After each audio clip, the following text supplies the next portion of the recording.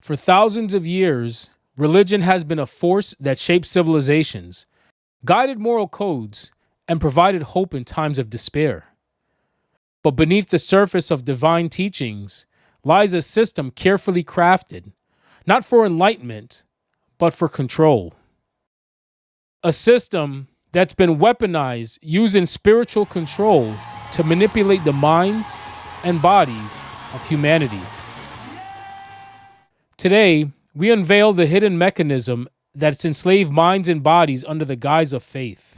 Before the arrival of foreign religions, indigenous cultures across Africa and the Americas and other lands practiced spirituality in harmony with nature, ancestors, and cosmic forces. These traditions empowered individuals with knowledge, autonomy, and communal strength. They honored the sun, the moon, and the stars as sacred reflections of the divine order, understanding that the celestial bodies were not merely lights in the sky, but living symbols of a higher cosmic intelligence. The sun, often regarded as a father, was a life giver, the source of illumination and power. The moon, the mother, governed the tides, cycles of life, and the inner workings of the human soul. The stars, guides in the night sky, were seen as ancestors and divine messengers of cosmic wisdom. This understanding was embedded in the very fabric of existence. The principle of honoring thy father and thy mother was not just a commandment, but a universal law inscribed in the heavens. These ancient cultures understood the great design of the creator of the universe, recognizing the balance between the divine masculine and the feminine, the spirit and the flesh, the celestial and the terrestrial. But the system of conquest recognized this divine connection as a threat. They knew that people connected to the cosmos, to the rhythm of nature, and to their own inner power could not be controlled. So, they sought to strip humanity from the divine, replacing cosmic wisdom with doctrines of submission. They severed the sacred connection between man and the heavens, shifting human consciousness into a realm of the beast. Do you really believe that human beings are demons? No, I do not. And don't you ever say I did. Where the carnal nature of the flesh ruled over the divine mind. With conquest came a new doctrine, one that demonized native beliefs and replaced them with a rigid hierarchy. The goal was clear: to sever the people from their roots and bind them to a system where obedience was salvation and rebellion was damnation. The church had a big role to play into this. The church and mental enslavement with their shackles. The transatlantic slave trade was not just about forced labor. It was about breaking the spirit. The enslaved were stripped of their languages, their traditions, and their identities. In their place, they were given a new God, a God who demanded submission to their masters. Sermons were carefully constructed to justify servitude, citing verses like, "Slaves, obey your earthly masters with fear and trembling." But was this truly divine will or a calculated strategy of control? Not all accepted the imposed religion blindly. Leaders like Nat Turner saw through the deception and turned the oppressor's books against them, recognizing the hidden codes within the scriptures. But the system adapted. It adapted by burning books, criminalizing literacy, and ensuring that only sanctioned interpretations of the word remained true. They hunted and they killed. Anyone that could read or write was deemed as a threat. So, why was the role of the overseer necessary? If the good book was truly good, why did the church need enforcers to ensure that followers interpreted the Bible exactly as commanded? If the book was truly a path to freedom, why was literacy among the enslaved seen as a threat? Why were those who learned to read and write executed simply for teaching others? The truth was clear. Knowledge was power, and the system thrived on ignorance. It demanded that you be taught from your masters. This system still exists today.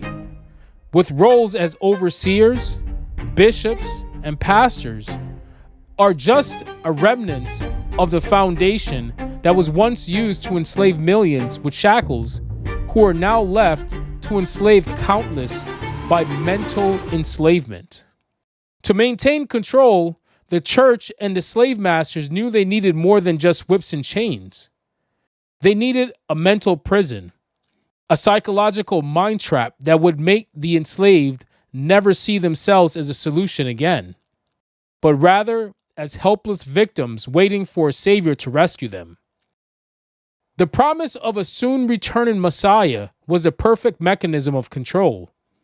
It planted the idea that no matter how much they fought, resisted, or questioned, this world was not theirs. Their suffering was temporary, and a divine figure would one day descend from the heavens to liberate them. And so they waited.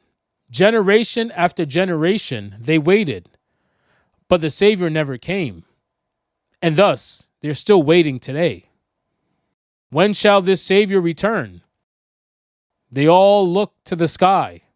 They all pray for the one day that the Savior shall return to save humanity. To understand how religion became a tool of the enslavement, we must go far back to the 4th century, where an emperor saw the potential to unify his empire under one faith. The Council of Nicaea was not about divine revelation, it was about political consolidation. Books that spoke of inner divinity were cast out.